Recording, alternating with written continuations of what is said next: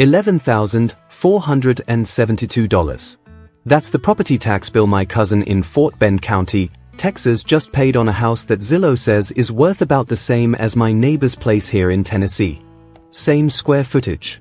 Same 3 bedrooms. Same tired beige carpet in the guest room. His bill in Tennessee? $2,533. I read that Texas number out loud twice. Then I sat down on the kitchen floor. Because $11,472 isn't a tax bill. That's a used Honda Civic. That's 14 months of groceries for a family of 4. That's every single mortgage payment I made in my first year of owning a home, gone, just to keep the keys. And here's the part that's going to mess with you. That gap, the nearly $9,000 separating those 2 identical houses, is not the biggest number in this video. It's not even close. There's a second number, hiding underneath the property tax, that changes which state actually costs you more over a lifetime. And when my Tennessee neighbor Dale, the man who started this whole argument, finally saw that second number, he stopped mid-sentence in my driveway and said, "Wait. Say that again." Because if you're within 5 years of moving, buying, or retiring, this comparison is about to rewrite your math. Here's what everybody thinks they know. Texas has no state income tax. Tennessee has no state income tax. So on paper, they look like twins. 2 red states, 2 we don't touch your paycheck states, 2 places the moving trucks keep flowing into. And that's not wrong. Tennessee killed off its last income tax, the whole tax on interest and dividends, on January 1, 2021. Officially became the second state in US history to fully repeal an income tax. Texas has never had one to begin with. So if you're staring at a job offer in Nashville versus Houston, or you're 58 and mapping out where to retire, the pitch sounds identical. Keep your whole paycheck. 2 zero income tax states. Pick your weather. But there's a hidden number under the hood in one of these states, and it doesn't show up until the year after you close on the house. By then, you've already signed. You've already moved the kids. You've already told your boss you're taking the transfer. If you get this wrong, you don't lose a little. You lose a car payment every single month, for as long as you own the home. And Dale, my Tennessee neighbor, figured it out on a Tuesday afternoon with a screenshot and a text that just said, "Call me. Now." I called him back. He didn't say hello. He said, "You're not going to believe this bill." Dale had been arguing with me for a week that I should sell my place, take a remote job, and move to Austin. His logic was airtight to him. No income tax, big house, big yard, sunshine. So I did what any nosy neighbor would do. I asked my cousin in Texas to text me his actual property tax statement. The real one. Not an estimate. The bill. Data point 1. Tennessee's average effective property tax rate in 2026 is 0.53%. Texas's average effective property tax rate is 1.63%. That's more than triple. Not 30% more. Not double. Triple plus. Translate that. On a $350,000 home, Tennessee costs you about $1,855 a year in property tax. Texas costs you $5,705. The difference, $3,850, is a 2-week beach vacation for a family of 4, every single year, forever, just for choosing the wrong state. Data point 2. The median actual property tax bill in Texas now is roughly $5,020 per year. In Tennessee, the median bill is about $1,685. Dale did the math out loud on the phone. So the average Texan is paying over $3,000 more than me. Every year. For what? And here's where I need you to stay with me, because everything I've said so far is the appetizer. There is a third number coming. A number that has nothing to do with property tax, nothing to do with income tax, and it's the one that made Dale sit down in his own driveway. It's the number that flips this entire comparison in a direction nobody talks about on the moving forums. Give me 60 seconds. Data point 3. Texas offers a $100,000 homestead exemption, recently expanded. Sounds huge, right? The average Texas homeowner's bill actually dropped by 28% because of it. Dale texted, "See? Texas fixed it." And I texted back one word. Did they? Because even after the biggest homestead exemption in Texas history, the average Texan still pays more than triple what the average Tennessean pays in property tax. The relief is real.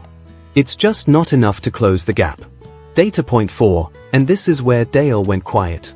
Tennessee's median home value in 2026 is roughly $318,000.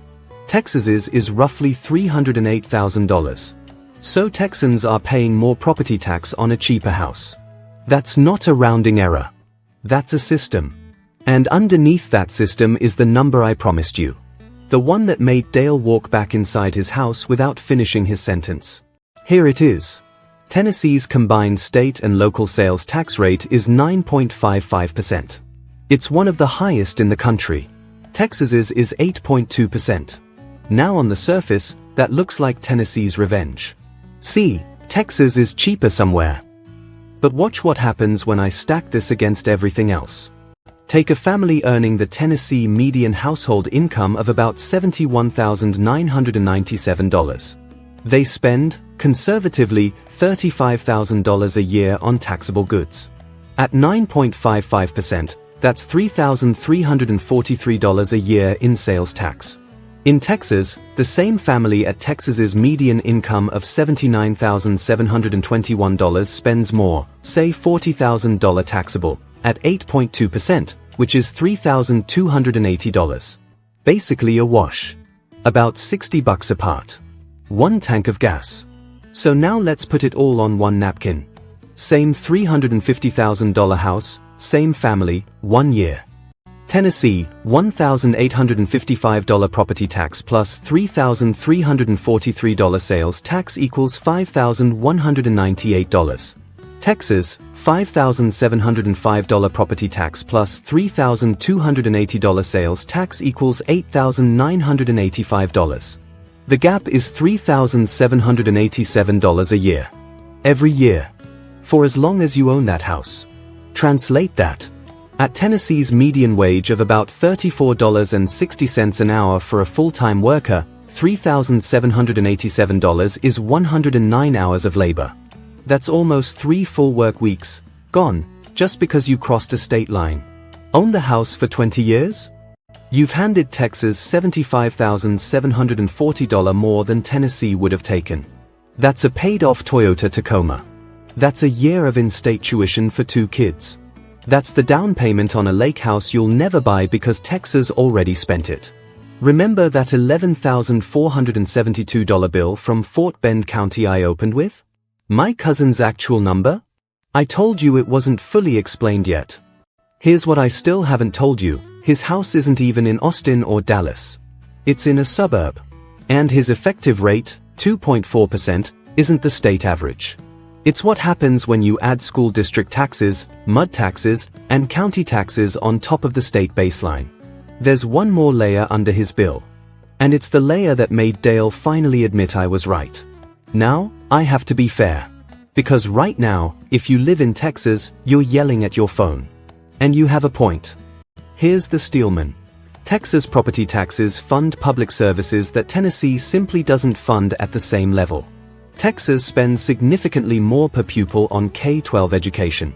Texas has a bigger road network, more infrastructure, more universities, more everything. When you pay $5,705 to Fort Bend County, you're paying for the 9th largest state economy on earth. And this is where I have to warn you, because the counterargument doesn't land where you think it lands. Follow the money one more step and it actually makes Tennessee look worse, not better, in a way I did not see coming until Dale pointed it out on his porch. Here's the complication. Tennessee funds its government on the backs of sales tax, and sales tax is the most regressive tax in America. It hits low-income families roughly 6 times harder as a percentage of their income than it hits high earners. Tennessee still taxes groceries at 4% at the state level, plus up to 2.75% locally. Texas exempts most groceries entirely.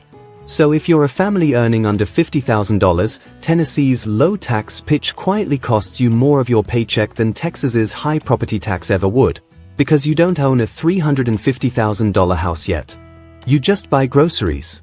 Which means the which state is cheaper answer isn't a state answer at all. It's a you answer. And the number that tells you which side of that line you're on is coming up next. Zoom out with me. Every state that brags about no income tax has to get the money from somewhere. It's physics. Roads don't pave themselves. Schools don't run on vibes. The question isn't whether you pay, it's how they hide it from you. Texas hides it in your November property tax bill. Tennessee hides it in your grocery receipt and your Amazon cart. Florida hides it in tourism and insurance premiums. Washington hides it in the highest sales tax on earth. So here's your personal framework. 3 numbers. Write them down. Number 1, your housing multiplier. Take the home you'd actually buy, multiply by the state's effective property tax rate, then multiply by 20 years. That's your real cost of ownership over a normal mortgage life. Number 2, your consumption ratio. Take your annual taxable spending, multiply by the state's combined sales tax. That's what the state gets from your daily life. Number 3, and this is the one nobody calculates, your regressivity check. Divide your total state and local tax bill by your household income. If that percentage is over 10%, the no income tax state is quietly taxing you harder than a state with an income tax would have. Run those 3 numbers on Tennessee versus Texas for your own life and something strange happens. The winner flips depending on one specific number about you, a number I haven't said out loud yet. It's the number Dale figured out about himself standing in my kitchen at 9 p.m., holding a coffee that had gone cold 2 hours earlier. And it's the number that decides this whole thing. Here's the sentence I want you to screenshot. Texas taxes what you own. Tennessee taxes what you need. And whichever one you do more of decides which state is quietly robbing you. Now let's close every loop. That $11,472 property tax bill from my cousin in Fort Bend County? Fully explained. It's a $478,000 house at a 2.4% effective rate, state average 1.63% plus school district plus MUD plus county. In Tennessee, that exact same house would generate a property tax bill of approximately $2,533. That's an $8,939 annual difference on one house in 1 year. Over a 30-year mortgage, that's $268,170. That's a second house. In cash. That Texas just quietly took from him instead of Tennessee. And Dale's number, the one he figured out in my kitchen? He earns $62,000 a year. He rents. He doesn't own property. Which means Texas's property tax weapon can't touch him, but Tennessee's grocery tax hits him every single week. For Dale, Texas would actually be cheaper by roughly $800 a year. For me, a homeowner earning more, Tennessee saves me almost $4,000 a year. Same 2 states. Opposite answers. Same neighbor, same driveway, different math. That's the trick. No income tax is a slogan. Your life is the fine print. Now, before you close this, one more number to sit with. There's a state where the median homeowner pays $12,800 a year in property tax on a house worth less than mine. It's not Texas. It's not New Jersey. It's not New York. And the residents there swear it's still worth it. I couldn't figure out why until I looked at one specific line item that doesn't exist in any other state's budget. So tell me in the comments, run your own 3 numbers. Property, consumption, regressivity. Which state actually wins for your specific life, and by how much? Show your math. Because I promise you, the person one income bracket above you or below you is getting a completely different answer. And Dale's already in the comments. He's still not over it.